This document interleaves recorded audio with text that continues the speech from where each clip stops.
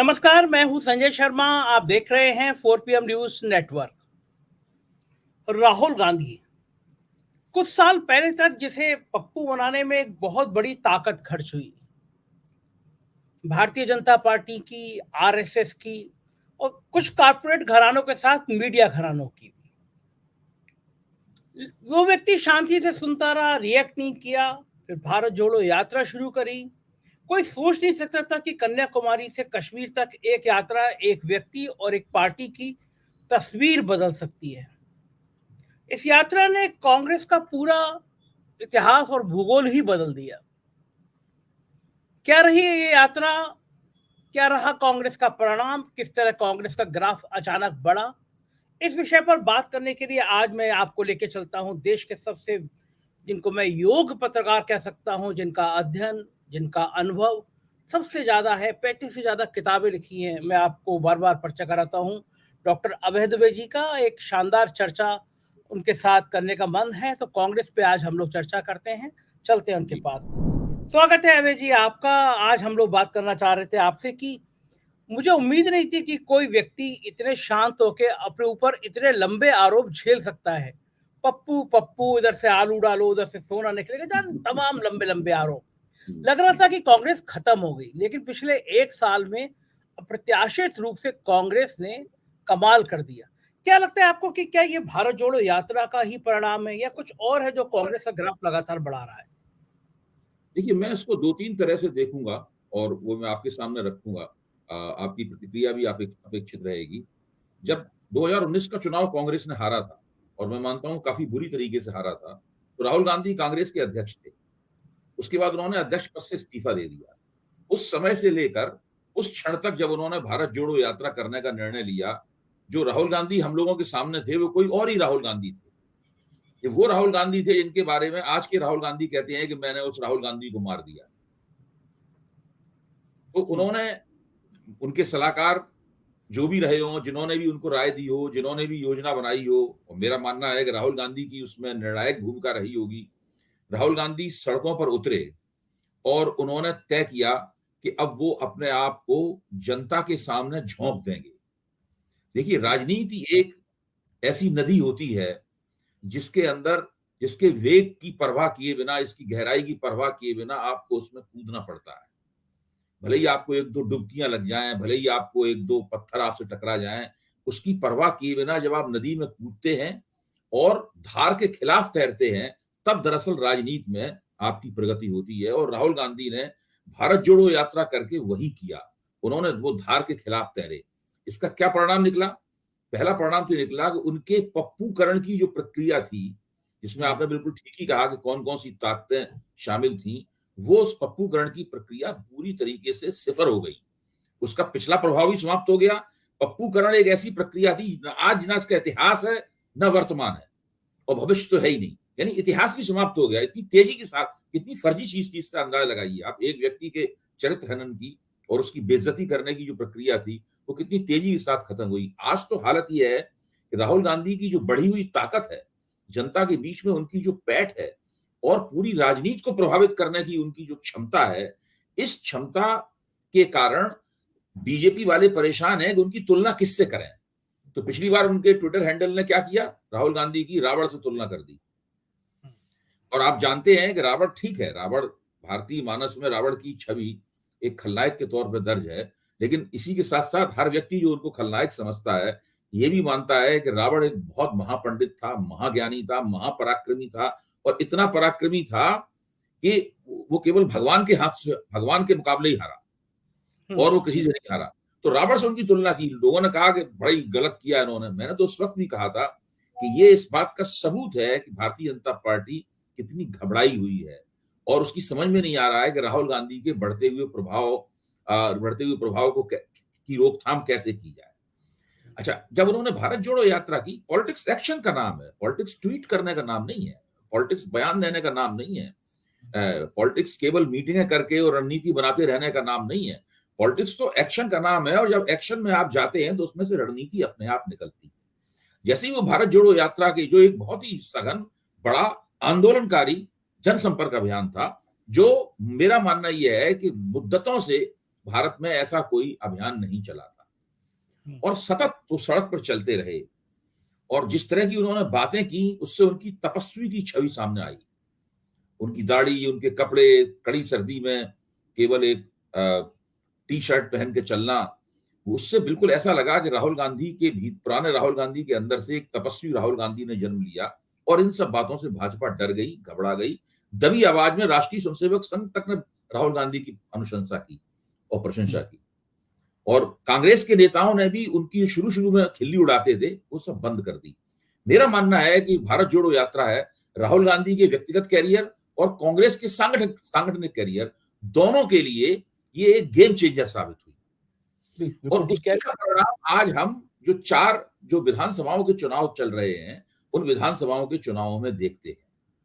अच्छा अभय जी एक चीज इसी में भारत जोड़ो यात्रा में पूछना चाहता हूँ, आपका अनुभव बहुत ज्यादा है, आपने देश की तमाम सरकारों को आते हुए और जाते हुए देखा है, तमाम बड़े बड़े नेता जो अपने आप को सोचते थे कि उनकी सत्ता कभी जाएगी नहीं, उनको भी पराजित होते हुए देखा है। जब भारत जोड़ो यात्रा शुरू हुई थी तब क्या आपको अंदाजा था कि ये भारत जोड़ो यात्रा इतना बड़ा गेम चेंजर साबित होगी कांग्रेस के लिए? मैं तो बहुत आशान्वित था। देखिए, भारत में आप कांग्रेस के विरोधी हों या समर्थक हों, मैं कोई कांग्रेस का समर्थक नहीं हूं। कांग्रेस, इंदिरा गांधी ने इमरजेंसी लगाई थी तो मुझे और मेरे पिता दोनों को जेल में डाल दिया। मेरी दाढ़ी मूछ भी नहीं निकली थी उस वक्त।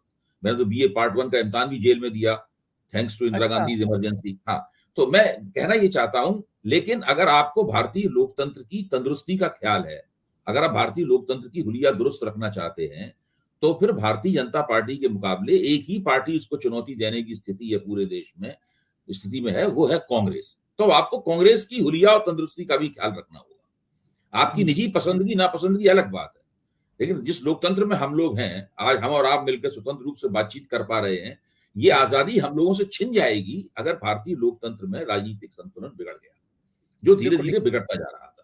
इसलिए कांग्रेस की तंदुरुस्ती पे हम लोगों की निगाह होनी जरूरी है। जब राहुल गांधी ने भारत जोड़ो यात्रा शुरू की तो मैं आशान्वित हो गया, मुझे लगा कि इसका जरूर कोई ना कोई सकारात्मक नतीजा निकलेगा और वो नतीजा निकला। ठीक है, शुरू में मैं बहुत ध्यान से और आलोचनात्मक दृष्टि से देख रहा था। मैं ये भी देख रहा था कि जब भारत जोड़ो यात्रा किसी इलाके से निकलती है तो वहां के कांग्रेसियों में बड़ा उत्साह आता है, वो सड़कों पर निकलते हैं, नारेबाजी करते हैं, लोगों को जमा करते हैं। लेकिन जब यात्रा गुजर जाती है तो उसके बाद ये क्या करते हैं, तो कई जगहों पर उसके अपेक्षित परिणाम जो मैं सोचता था वो नहीं हुए। लेकिन जब आप बड़ी तस्वीर देखते हैं, जब आप देखते एक लार्जर पिक्चर की तरफ आपकी निगाह जाती है, तब आप पाते हैं कि भारत जोड़ो यात्रा ने राहुल गांधी को बदला और कांग्रेस को बदला। ध्यान कीजिए, उसी यात्रा के दौरान कांग्रेस को अपना निर्वाचित अध्यक्ष मिला, जिनका नाम है मल्लिकार्जुन खड़गे। मैं अपने मुंह से अपनी आलोचना करूंगा, मैं तो चाहता था कि शशि थरूर अध्यक्ष बने। जब आलाकमान की मदद से और कांग्रेस कार्यकर्ताओं के आग्रह के कारण मल्लिकार्जुन खड़गे बने, तो मुझे थोड़ा सा लगा कि शशि थरूर यंग युवा हैं और वो एक खास तरह की पीढ़ी को अपनी तरफ ज्यादा आकर्षित कर सकते थे। मैं व्यक्तिगत रूप से भी उनको जानता हूं, उन्होंने पुस्तकें लिखी हैं, तो मैं एक बुद्धिजीवी और पुस्तक लिखने वाला व्यक्ति हूं, तो ऐसे व्यक्ति की तरफ आकर्षित हो जाना साथ हमारा।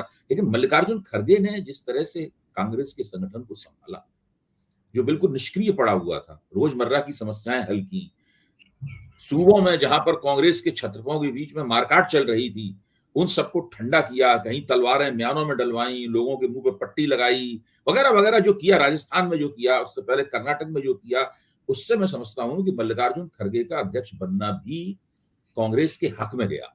और इन सब बातों का मिला जुला प्रभाव यह है कि आज कांग्रेस विपक्ष की एकता की नेता बनी हुई है, उस एकता की नेता बनी हुई है जो न 2014 में मौजूद थी न 2019 में मौजूद थी। पिछले 10 साल में पहली बार विपक्ष एकताबद्ध होकर खड़ा है और भाजपा और नरेंद्र मोदी की आंखों में घूर रहा है। ये सारी चीजें मैं मानता हूं, इस सारी चीजों का उद्गम अगर आप चिन्हित करना चाहें, रेखांकित करना चाहें, तो वो आपको मिलेगी भारत जोड़ो यात्रा। बिल्कुल ठीक कह रहे हैं।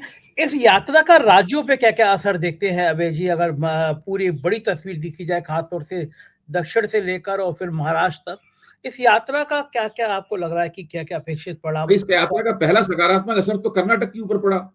कर्नाटक में राहुल गांधी ने काफी समय गुजारा इस यात्रा के दौरान, तो उससे पूरी तरह से कांग्रेस वहां पर गैल्वेनाइज हो गई कर्नाटक में, और गैल्वेनाइज हो गई, और उन्होंने फिर भारतीय जनता पार्टी की क्या गत हुई आप जानते हैं। वहां पर हालांकि भाजपा के लोग कह रहे हैं हमारे वोट उतने ही रहे वगैरह, वो सब बेकार की बात है। कांग्रेस ने वोकलिगा वोट भी छीना, कांग्रेस ने लिंगायत वोट भी छीना, कांग्रेस ने अहिंदा रणनीति के जरिए जो अब अल्पसंख्यक और पिछड़ी जातियों का वोट है वो भी कांग्रेस ने प्राप्त किया। तो कांग्रेस ने बहुत अभूतपूर्व उपलब्धियां, भारत जोड़ो यात्रा ने सबसे ज्यादा समय कर्नाटक में गुजारा था और वहां उसको सबसे ज्यादा फायदा मिला। और उसके बाद जहां जहां वो गई वहां वहां कांग्रेस के लिए उम्मीद के अंकुर फूटे। अब आप जरूरी नहीं है कि सारी जगहों का आप राजनीतिक फल निकाल लें और चुनावी फायदा देख लें, लेकिन कुल मिला के जमीन ठीक हो गई, माहौल बन गया कांग्रेस के लिए, कांग्रेसियों में बड़े पैमाने पर उत्साह पैदा हुआ। और सबसे बड़ी बात यह है कि देश का जो सबसे बड़ा अल्पसंख्यक समाज है, मुसलमान समाज, उसने कांग्रेस को सारे देश के पैमाने पर हमदर्दी से देखना शुरू किया। आज दिल्ली के भी अल्पसंख्यक कांग्रेस को हमदर्दी से देख रहे हैं, उत्तर प्रदेश के अल्पसंख्यक भी कांग्रेस को हमदर्दी से देख रहे हैं। इसका मतलब यह है कि दिल्ली में आम आदमी पार्टी जो नंबर 1 पार्टी है वो कांग्रेस से गठजोड़ करने के बारे में गंभीरतापूर्वक सोच रही होगी। यही अखिलेश यादव भी कांग्रेस से गठजोड़ करने के बारे में गंभीरतापूर्वक सोच रहे होंगे कि बिना कांग्रेस से गठजोड़ अगर नहीं करेंगे तो फिर वो उनका भी चुनावी सीन नहीं बनेगा, ना उत्तर प्रदेश में ना दिल्ली में। ये बाकी राज्यों में तेलंगाना की भी बात करें, हम किसी ने सोचा नहीं था कि तेलंगाना में कांग्रेस अचानक इतनी ताकत के साथ उभर जाएगी कि आज की तारीख में तेलंगाना में क्या होगा कुछ कहने की स्थिति में नहीं आ रही। मुझे भी आश्चर्य हुआ, आप ठीक कह रहे हैं, मुझे भी आश्चर्य हुआ। देखिए, आप जब आश्चर्य हुआ तो मैंने थोड़ा उसका इतिहास खंगाला कि भाई ऐसा क्यों हो रहा है। तब ये पता चला कि भारतीय जनता पार्टी ने पिछले चुनाव में अच्छा प्रदर्शन किया था, उसके बाद में भारतीय जनता पार्टी ने नेतृत्व बंडी संजय कुमार को दिया, जो कि एक पिछड़ी जाति से वहां पर आते हैं, और उन्होंने तेलंगाना के पिछड़े समाज में जो कि 50% से ज्यादा है, भाजपा की पैठ बनानी शुरू की और भाजपा का तेजी के साथ वहां पर विस्तार हुआ। फिर पता नहीं क्या चक्कर हुआ, भारतीय जनता पार्टी ने बंडी संजय कुमार को तेलंगाना से वापस खींच लिया। उन्होंने तेलंगाना से उनको वापस खींच लिया बंडी संजय कुमार को, और वो केंद्र में ले गए और यहां पे उन्होंने अपना नेतृत्व बदल दिया। इस पूरी प्रक्रिया में भारतीय जनता पार्टी की कतारों में ये बात फैल गई कि भाजपा की के चंद्रशेखर राव से एक नापाक गठजोड़ हो गया है, अंदर खाने गठजोड़ हो गया। तो उसकी वजह से भाजपा का उठता हुआ ग्राफ गिर गया नीचे, और उससे विपक्ष की जो जगह बनी उसको तेजी के साथ में रेवंत रेड्डी जो कांग्रेस के अध्यक्ष थे वहां पर, जिनको और उन्होंने भरा उसको, और कांग्रेस के किस्मत तेजी से तेलंगाना की जमीन पर बदलनी शुरू हुई। आज तो स्थिति यह है कि अगर इसी तरह परिस्थिति चलती रही तो कांग्रेस भारत राष्ट्र समिति को हरा भी सकती है, क्योंकि के चंद्रशेखर राव के खिलाफ बहुत जबरदस्त एंटी इनकम्बेंसी है।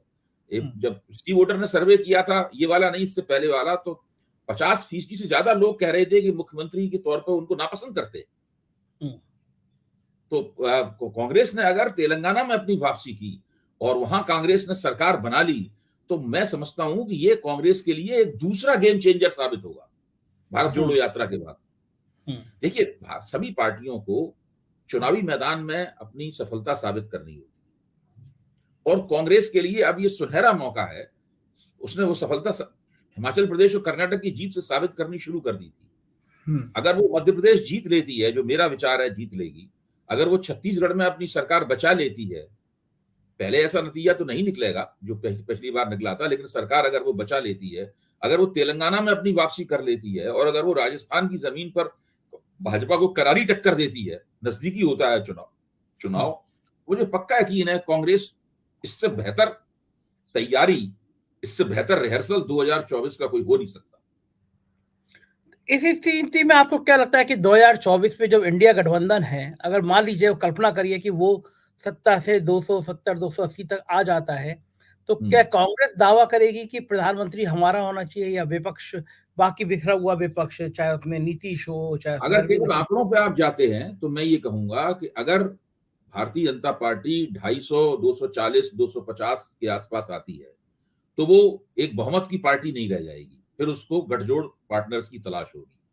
ये भारतीय जनता पार्टी को तब अपना दुर्भाग्य दिखाई पड़ेगा, क्योंकि उन्होंने जिस तरह से एनडीए की जो दुर्गत कर दी थी, अब एनडीए की पार्टियां खुद अपने दम पर भारतीय जनता पार्टी को बहुमत नहीं दिला सकती।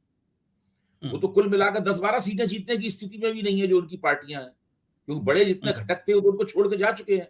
आज शिवसेना नहीं है उनके साथ, आज अकाली दल नहीं है उनके साथ, आज नीतीश कुमार नहीं है उनके साथ, यही तो बड़े बड़े घटक थे। हाँ, अब तो ये एक एक दो सांसदों की पार्टियां हैं और कुछ पार्टियां तो ऐसी हैं इनके पास एक सांसद भी नहीं है।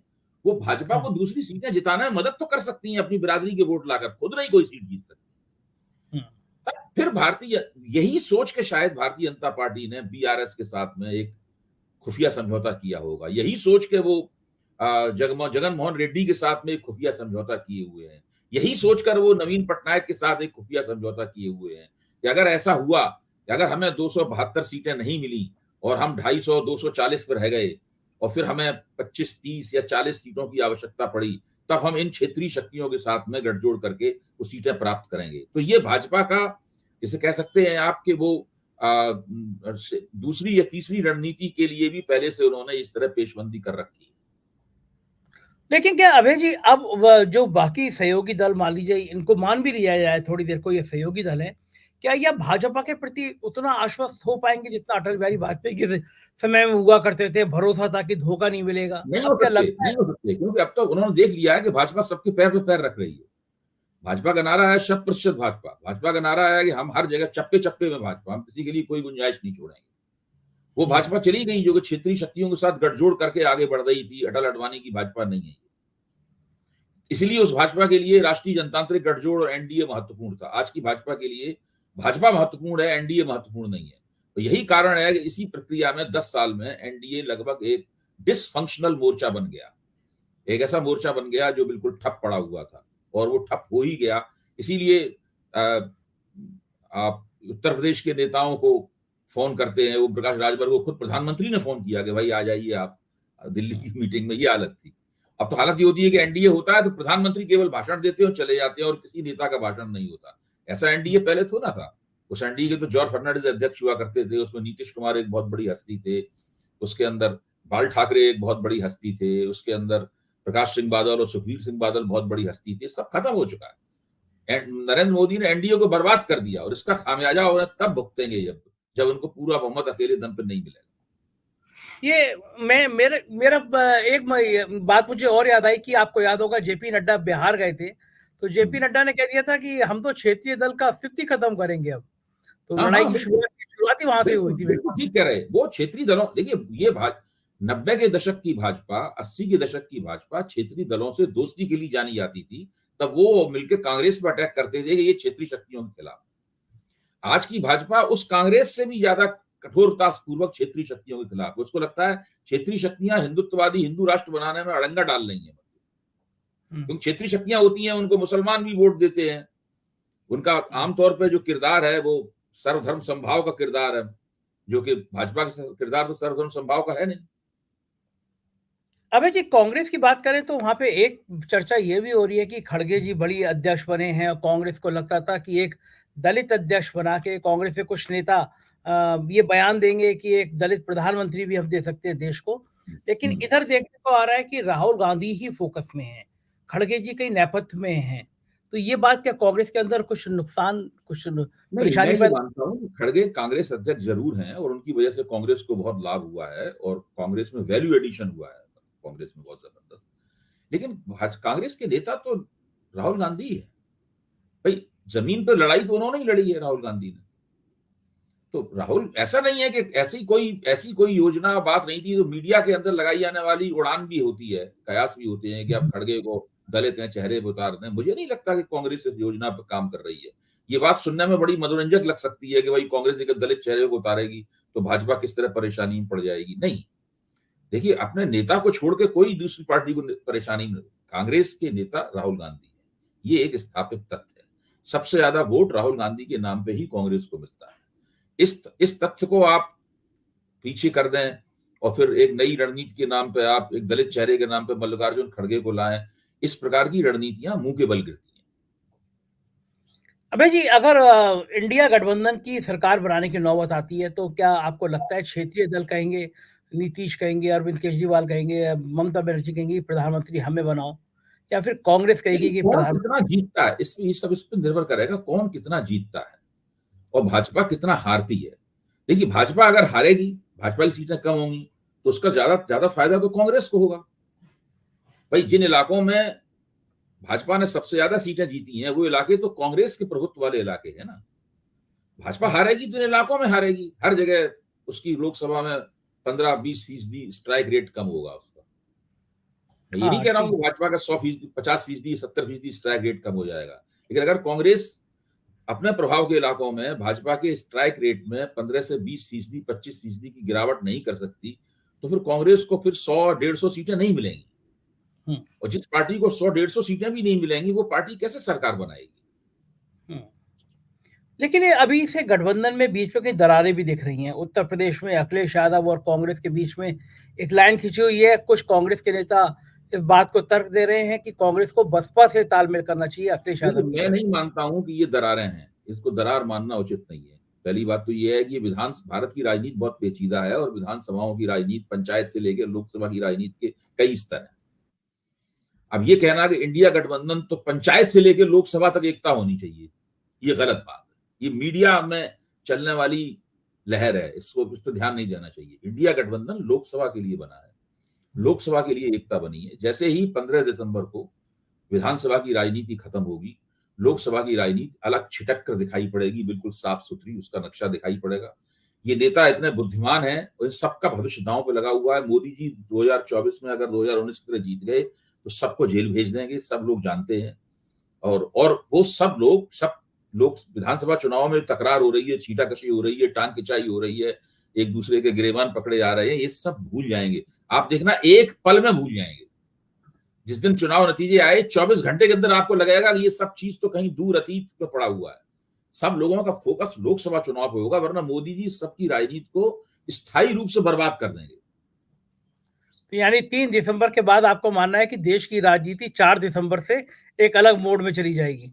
मैं इसको और 15 दिसंबर तक भेजता हूं। 15 दिसंबर के बाद बिल्कुल देश की राजनीति लोकसभा चुनाव के लिए गोलबंदी, पेशबंदी के मोड में चली जाएगी, और विधानसभा चुनाव में क्या हुआ क्या नहीं हुआ इसको कोई नहीं ध्यान रखेगा। फिर चर्चा इस बात पे होगी कि भाई यूपी में किसको कितनी सीटें मिलेंगी लोकसभा की, मध्य प्रदेश में हमको विधानसभा में सीटें नहीं मिली, ये तो ना चर्चा होगी इस बात पे।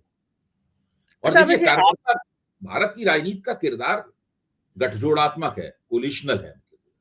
कार्यकर्ता भी इस बात को अच्छी तरीके से समझते हैं, वो भी तुरंत शिफ्ट करते हैं।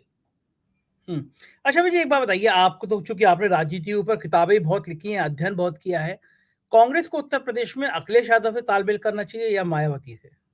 देखिए, अखिलेश यादव की पार्टी नंबर 1 पार्टी है उत्तर प्रदेश में।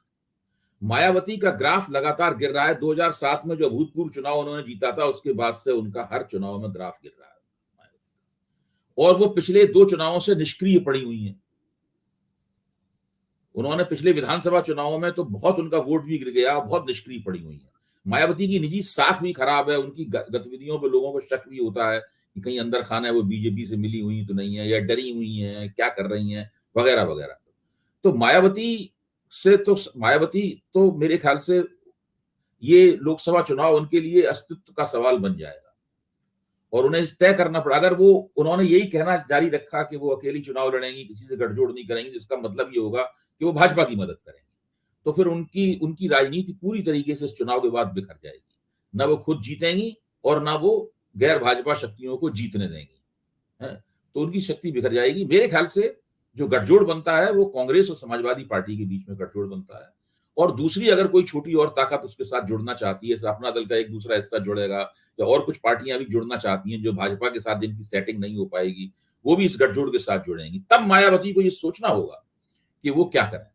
मैं तो मानता हूं उत्तर प्रदेश में आदर्श गठजोड़ मायावती, अखिलेश और कांग्रेस का है।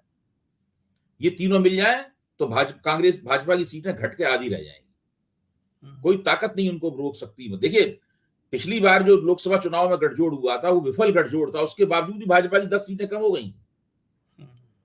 इस बात को लोग भूल जाते हैं। उसके बावजूद भाजपा की जो 2014 में जीती थी 10 सीटें कम हो गई थी। इस बार अगर ये गठजोड़ होगा, अब जब पृष्ठभूमि में विपक्षी एकता है इतनी बड़ी, तो निश्चित रूप से भाजपा की सीटें उत्तर प्रदेश में 30 से 30 सीटें कम हो सकती हैं, और मोदी जी का जो पूर्ण बहुमत है केवल उत्तर प्रदेश से ही अल्पमत में आ जाएगा। बिल्कुल ठीक कह रहे हैं अभय जी। शुक्रिया, आपने राजनीति को इतनी बारीकी से हमको समझाया, अपना समय दिया। शुक्रिया, आभार आपका। ये थे अभय दुबे जी, और हम लोग बात कर रहे थे कि देश की राजनीति किस दिशा में जा रही है। कांग्रेस का जो चेंज हुआ है वो कैसे हुआ है, मुझे यकीन है आपको ये परिचर्चा पसंद आई होगी। अपनी राय से ज़रूर अवगत कराइएगा, चैनल को सब्सक्राइब और जॉइन कीजिएगा। शुक्रिया, थैंक यू।